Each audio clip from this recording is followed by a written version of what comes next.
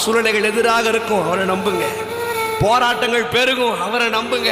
அவமானங்கள் பெருகும், அவரை நம்புங்க. எல்லா சூழ்நிலையிலையும் அவரை நம்புங்க. நான் முன்னாடியே சொன்ன, நீங்க எந்த பக்குவத்துக்குள்ள வரணும்னு தெரியுமா?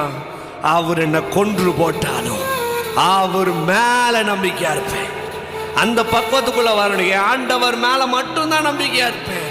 யாரு நான் நம்பின மனுஷங்கள்லாம் விட்டுட்டு போனாலும் பரவாயில்ல, நான் இந்த காரியெல்லாம் நடக்கும்னு நான் நம்பி இருந்தாலும் பரவாயில்ல, அதெல்லாம் நடக்காம இருக்குது பிரதர், அண்ணா அதெல்லாம் நடக்காம இருக்கு, பாஸ்டர் அதெல்லாம் நடக்காம பரவாயில்ல, நடக்காம இருக்குல்ல.